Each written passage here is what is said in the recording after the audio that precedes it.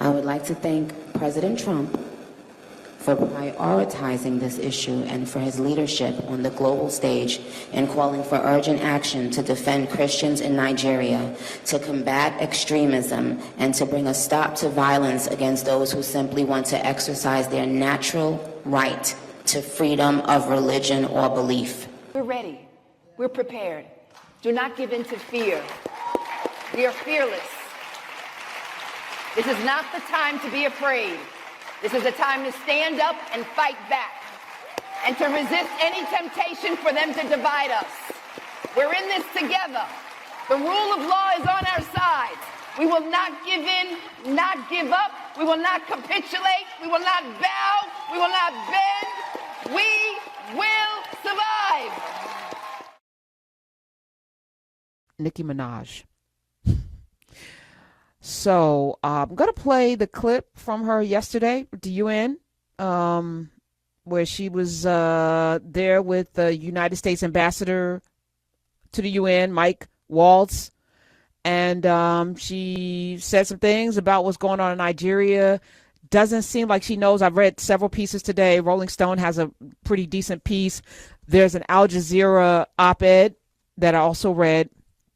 And it seems like, she's not informed enough to really speak on this. Neither am I, by the way, because I feel like people have been killed. But is it a genocide? And is it an attack on just Christians? Is something else? And we've been talking about Boko Haram. Boko Haram has been a name for, a couple of decades now. And I think about them like Al-Qaeda. And I think as we saw the Saudis yesterday, I'm just like, there's something not adding up for me. And maybe I just don't know enough, because I was under the impression that Nigerians were very Christian and very Muslim.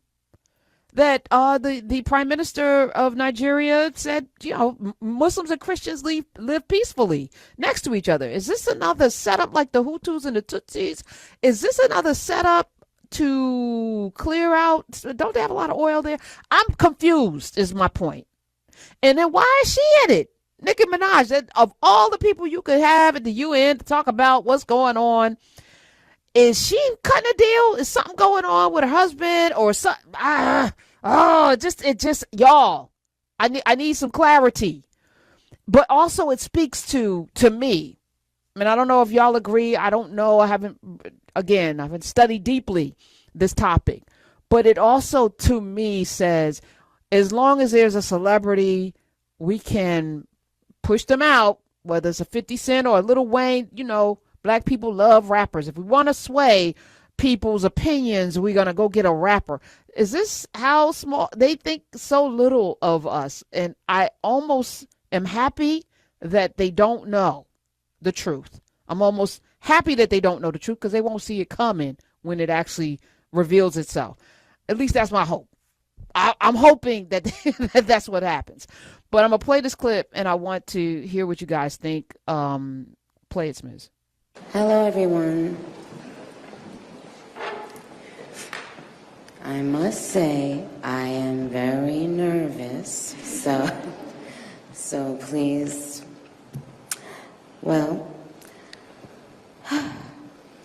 thank you, Ambassador Waltz, for this invitation.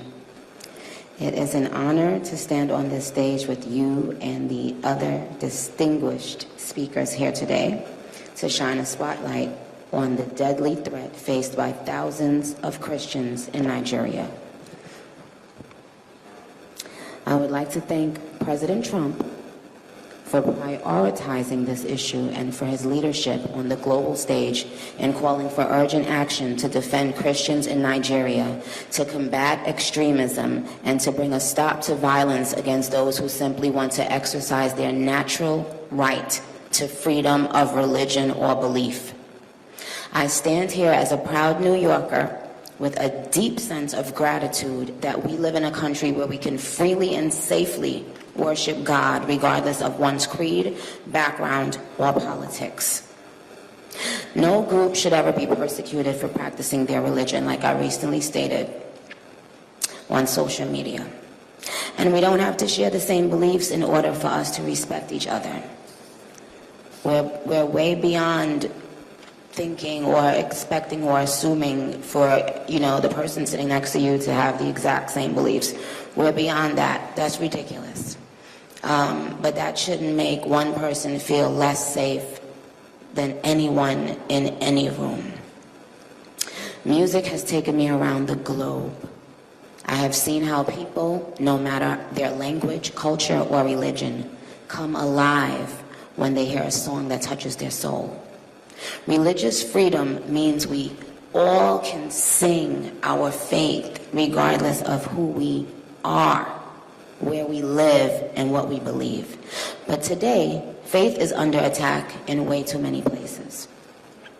In Nigeria, Christians are being targeted, driven from their homes, and killed.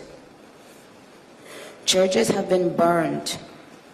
Families have been torn apart, and entire communities live in fear constantly, simply because of how they pray. Mm-hmm. Is that actual, the Al Jazeera piece, there's an opinion piece, not on Nicki Minaj. The Rolling Stone has a specific piece. It is entitled Nicki Minaj UN Speech, Misconceptions About Conflict in Nigeria. The opinion piece in Al Jazeera is written by Gimba Kakanda. The headline is No Bill Maher, There is No Christian Genocide in Nigeria. From Boko Haram to herder-farmer clashes, Nigeria's crises are complex. Simplistic genocide claims fuel propaganda. I am leaning in on this because I feel like, what's the agenda? Why this? Why now? Why her? What are they obfuscating in the midst of this? What are they trying to pull? And if you want to talk about persecution, people are persecuted in this country every day. And yes, even folk for their religious beliefs, like Muslims. I don't know what this is, and I don't remember Nicki Minaj's outcry about the Congo or what's happening with the Haitians and the cats and the dogs and how they were demonized. And shout out to Haiti, by the way. They're about to go to a World Cup. We're going to talk about that. Shout out to them. Soccer, yes. Football. In 51 years, this is the first time this has happened. So in the midst of all of the terror that they're under right now, and that country's under siege, they have found joy. They found a way to persevere in sport. But I'm always suspicious of these celebrities that they put out there to speak to the UN. What is her background in this? So in Gimba Kakanga's piece in Al Jazeera, he says, in recent days, coordinated attacks on Nigeria's nationhood have swept across social media, blogs, and television outlets, alleging a so-called Christian genocide. He puts that in quotes.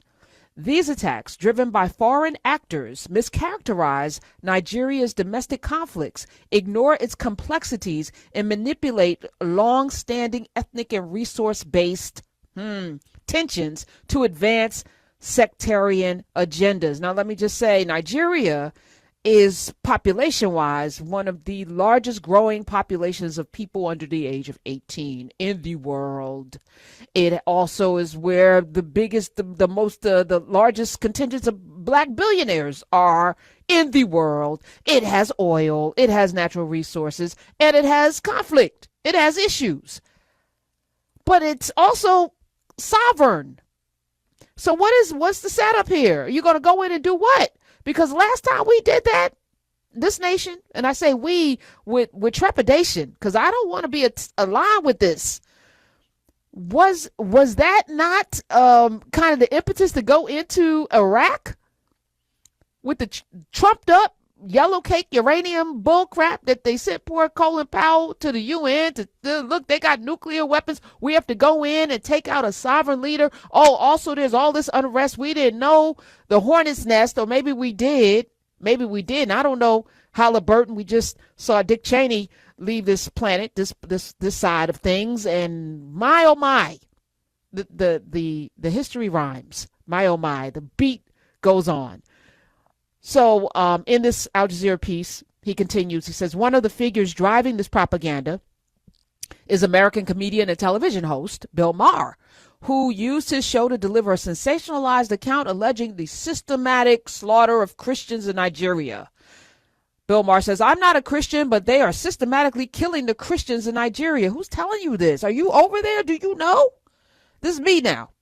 He said they've killed over 100,000 since 2009. How many have been killed here or at our behest? I mean, this country just blew up a bunch of boats with people in it that under the guise of drugs and that we haven't yet to prove. They burned 18,000 churches. These are the Islamics, Boko Haram. This is so much more of a genocide attempt than what is going on in Gaza. What? Bill Maher said this. I'm so glad I don't watch him anymore. Lord have mercy. He said they are literally attempting to wipe out the Christian population of an entire country. Is this the truth? And how do we know?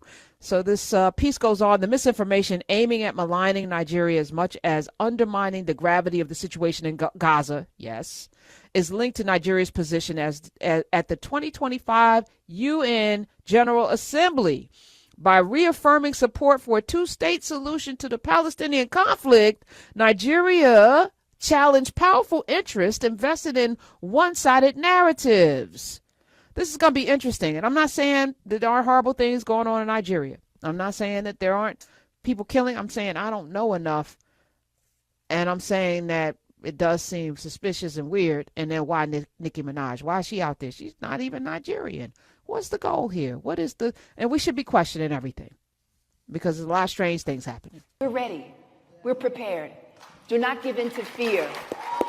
We are fearless. This is not the time to be afraid. This is a time to stand up and fight back and to resist any temptation for them to divide us. We're in this together. The rule of law is on our side. We will not give in, not give up. We will not capitulate. We will not bow. We will not bend. We